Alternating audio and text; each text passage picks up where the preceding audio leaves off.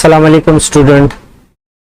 पिछले लेक्चर में हमने पढ़ा था कि what is nucleic acid. Nucleic acid क्या है और वो हेरेडिटरी मटेरियल के लिए रिस्पॉन्सिबल होता है। लेकिन आज हम पढ़ेंगे कि जो आपका न्यूक्लिक एसिड है वो एक्चुअली जो न्यूक्लियोटाइड से मिलके बना होता है, और जब बहुत सारे न्यूक्लियोटाइड से मिलके ये बना होता है तो उसको हम पॉलीन्यूक्लियोटाइड कहते हैं। और पॉलीन्यूक्लियोटाइड के हमारे पास टू टाइप्स है, number 1 DNA, number 2 is RNA. तो अभी हम डीएनए के बारे में स्टार्ट करते हैं कि व्हाट इज डीएनए। तो जो डीएनए है वो डबल हेलिकल स्ट्रक्चर है जिसके अंदर डीऑक्सीराइबोस शुगर है।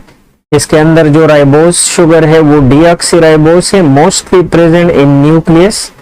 ज्यादातर जो डीएनए है वो क्रोमोसोम के ऊपर होता है, और क्रोमोसोम कहाँ पे होता है? न्यूक्लियस के अंदर। तो हम कह सकते हैं कि जो हमारा डीएनए है वो क्रोमोसोम के न्यूक्लियस के अंदर होता है। कुछ ऐसे भी डीएनए होते हैं जो आउटसाइड द न्यूक्लियस होता है, लाइक फॉर एग्जांपल माइटोकॉन्ड्रिया के अंदर डीएनए है और प्लास्टिड के अंदर डीएनए है। इसीलिए माइटोकॉन्ड्रिया और प्लास्टिड सेल्फ रेप्लिकेटिंग बॉडी से। लेकिन जो मेजॉरिटी ऑफ द डीएनए है वो न्यूक्लियस के अंदर होता है। अच्छा, और ये होता किस तरह है? थोड़ा इसका स्ट्रक्चर भी आप देख लें कि ये होता है डबल हेलिकल स्ट्रक्चर होता है इसका। इसी तरह देखें इसको, ये डबल हेलिकल स्ट्रक्चर है और दो स्ट्रैंड होते हैं न्यूक्लियोटाइड के जो एक दूसरे के राउंड कॉइल्ड होते हैं। इसी तरह एक दूसरे के राउंड कॉइल्ड हो जाता है। चले नेक्स्ट जो आपका है डीएनए के बारे में वो है कि sugar in DNA is pentose. क्योंकि हमने पहले बताया था कि इसमें राइबोस शुगर होता है, और राइबोस में कितने कार्बन होते हैं? 5 कार्बन होते हैं। तो इसलिए लिखा है कि जो डीएनए के अंदर शुगर मॉलिक्यूल है वो पेंटोस है। इसके अंदर जो बेसिस है वो एडेनोसिन है, ग्वानिन है, साइटोसिन है और थायमिन है। इसके अंदर यूरेसिल नहीं होता, यूरेसिल की जगह थायमिन होता है। इसकी डिस्कवरी जेम्स वाटसन और क्रिक ने की थी। इसके साथ मॉरिस विल्किंस भी था 1916 से लेकर 2004 तक। इन तीनों ने डीएनए के बारे में डिस्कवर किया था, और 1953 में इन लोगों ने इसका जो प्रॉपर स्ट्रक्चर है डबल हेलिकल का, इसके बारे में बताया था। लेकिन फिर इसको नोबेल प्राइज तीनों को कब मिला था? 1963 के अंदर इसको नोबेल प्राइज मिला था। वाटसन एंड क्रिक मॉडल जो है 1953 में, ये बड़ा मशहूर है, और यही जो डीएनए का स्ट्रक्चर है वो भी वाटसन एंड क्रिक ने डिस्कवर किया था। तो इसीलिए वाटसन एंड क्रिक मॉडल भी इसको बोलते हैं। इसके अंदर मेन पॉइंट है, according to this model DNA is a double stranded structure made up of 2 polynucleotide chain which are attached together by base pair. दोबारा आप देखें इसको कि जो आपका डीएनए मॉलिक्यूल है, एक तो ये डबल स्ट्रैंडेड है। अब ये यहाँ पे ये कॉइल्ड है, और इसी स्ट्रक्चर में यहाँ आपको प्रॉपरली बताया गया है कि ये इसको सीधा किया गया है कि ये एक स्ट्रैंड है, ये दूसरा स्ट्रैंड है। तो एक स्ट्रैंड भी, ये एक न्यूक्लियोटाइड है। एक न्यूक्लियोटाइड के अंदर कितने कंपोनेंट होता है? ये शुगर होता है, ये बेस होता है, और यहाँ पे फास्फोरस या फास्फोरिक एसिड होता है। तो जो फास्फोरस ग्रुप है या फास्फेट ग्रुप है वो क्या करता है? वो दो न्यूक्लियोटाइड को आपस में ज्वाइन करता है, और जो बॉन्ड बनाता है उसको फास्फोडाइईस्टर लिंकेज बोलते हैं। जो यहाँ पे बेस पेयर है दोनों, वो दोनों बेस जो है वो क्या करता है? वो दो न्यूक्लियोटाइड के ये स्ट्रैंड को आपस में मिलाता है, और पूरा एक सीढ़ी जैसा इससे बना होता है, और बीच में उसके जो लेडर्स है बेस से वो बने होते हैं। अच्छा, अब जो आपका the two helix are anti-parallel to each other. जो दोनों हेलिकल है वो एक दूसरे के एंटी पैरेलल है, मतलब जो एक जो होता है इसमें वो 5 प्राइम टू 3 डाउनवर्ड की तरफ जाता है, दूसरा 5 प्राइम 3 अपवर्ड की जानिब जाता है। ऐसे अगर इसको आप उसको कंसिडर करो कि 5 प्राइम है टुवर्ड 3, तो ये 5 प्राइम टुवर्ड 3, और ये जो दूसरा है ये भी 5 प्राइम 3 होता है लेकिन डाउनवर्ड, उसका एंटी पैरेलल होता है। दोनों एक दूसरे के एंटी पैरेलल होते हैं। आगे इसमें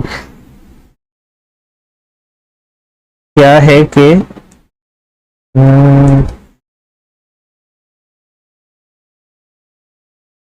The backbone of double-stranded structure is composed of sugar and phosphate।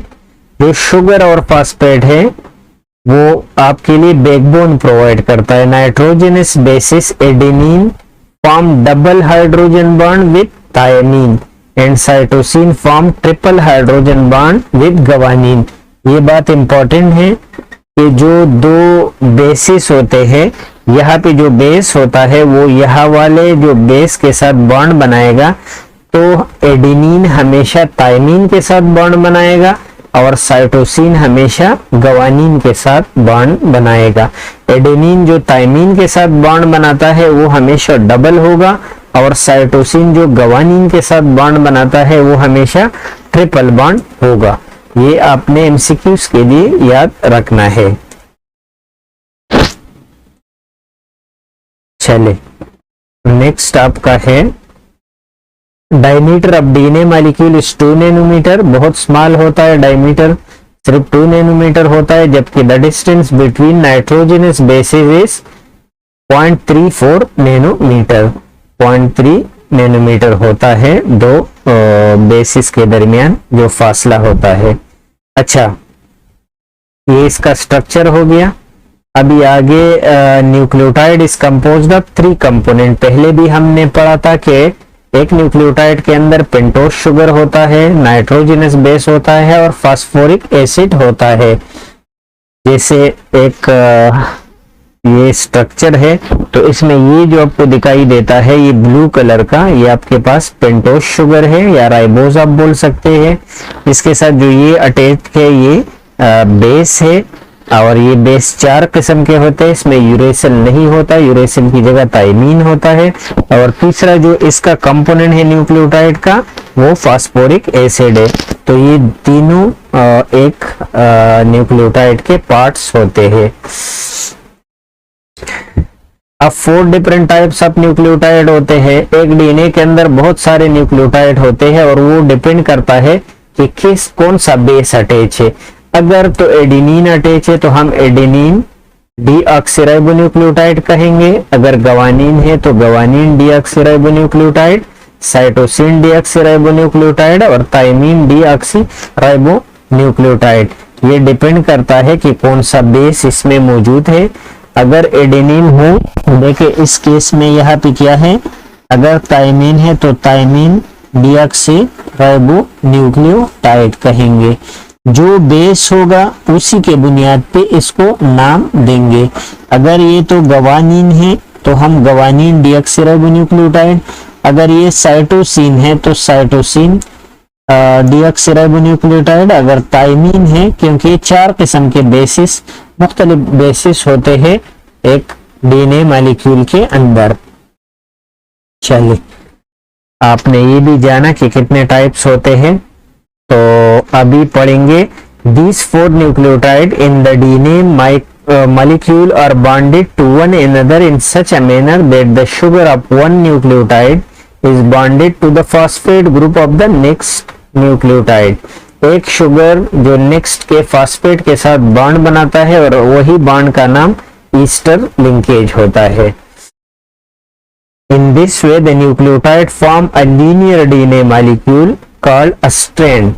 इसी तरह ये स्ट्रैंड बनाता है पूरा एक linear, alternating with the phosphate group। The base are projected to one side of the strand। The sequence of nucleotide is same in DNA but different in other DNA। एक DNA molecule के अंदर जो sequence होता है nucleotide का, वो हमेशा same होता है। जबकि अगर आप किसी दूसरे स्पीशी का या किसी दूसरे इंडिविजुअल का डीएनए लेंगे तो उसमें न्यूक्लियोटाइड का सीक्वेंस अलग होगा, हर में मुख्तलिफ होता है, जबकि सेम इंडिविजुअल में ये कांस्टेंट होता है, डीएनए का एक खास पैटर्न होता है। चले नेक्स्ट इसका है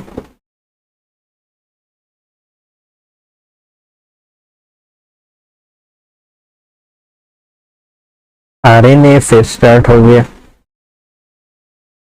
चले आरएनए को नेक्स्ट लेक्चर में फिर पढ़ेंगे।